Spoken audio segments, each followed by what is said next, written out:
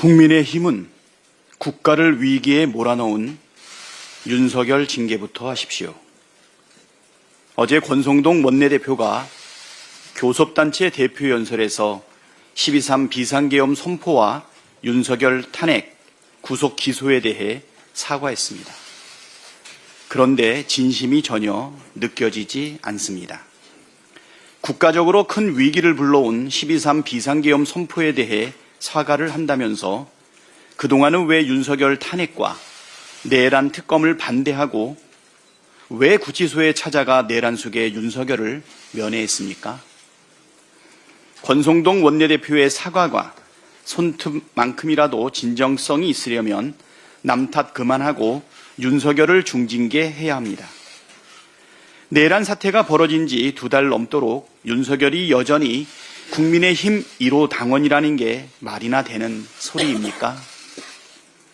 국민의힘은 국가를 위기로 몰아넣고 국민을 불안에 떨게 한 내란 숙의 윤석열을 당장 출당 조치하십시오.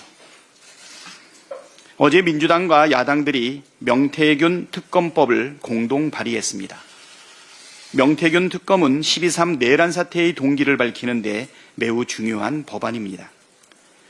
윤석열이 왜 하필 12월 3일에 비상계엄을 선포했는가 하는 이유를 밝히기 위해서는 명태균 게이트를 철저하게 수사해야 합니다.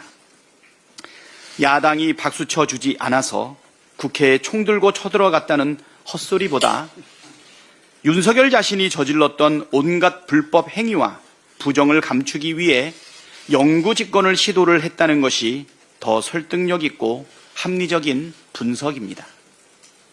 명태균의 황금폰 안에 얼마나 엄청난 내용들이 있길래 무장한 군대까지 투입해서 국회를 무력화하고 야당 정치인들을 체포하려고 했는지, 불법과 부정과 비리에 얼마나 많이 연루돼 있길래 국민의힘 의원들이 앞장서서 내란 행위를 비호하고 내란 수괴를 결사옹위하는 것인지 낱낱이 밝혀야 합니다.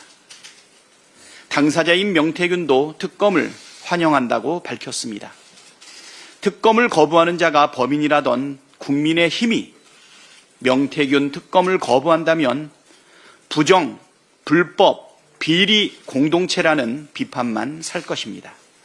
떳떳하다면 명태균 특검법에 협조하길 바랍니다.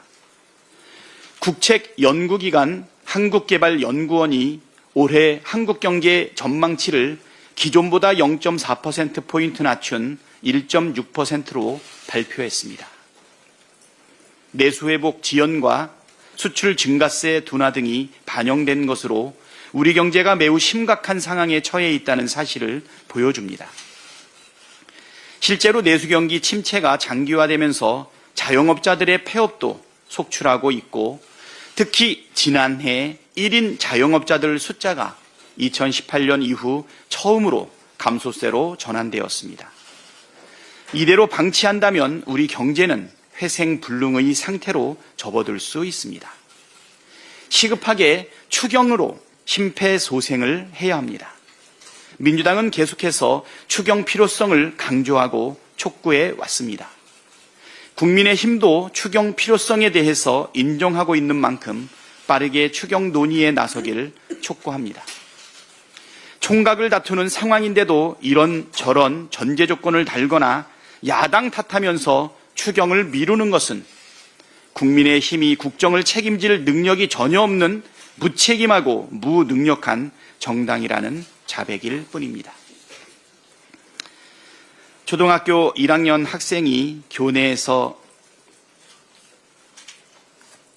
교사에게 흉기에 찔려 사망하는 충격적인 일이 벌어졌습니다. 희생된 학생의 명복을 빌며 유가족들에게도 깊은 위로의 말씀을 전합니다. 가장 안전해야 할 학교에서 가장 끔찍한 일이 벌어졌다는 사실에 학부모들을 비롯한 국민의 충격이 이만저만이 아닙니다. 결코 일어나선 안 될 일이었고 앞으로도 절대 일어나지 말아야 할 일입니다. 경찰이 철저하게 수사해서 진상을 밝히고 엄벌에 처하는 것도 필요하지만 학교 당국과 교육청의 대응에 문제가 없었는지, 제도적 허점이 없었는지도 꼼꼼하게 따지고 보완할 것은 보완해야 합니다. 민주당은 모든 학생이 안전하고 모든 학부모가 안심할 수 있도록 대책을 세우기 위해 최선을 다하겠습니다.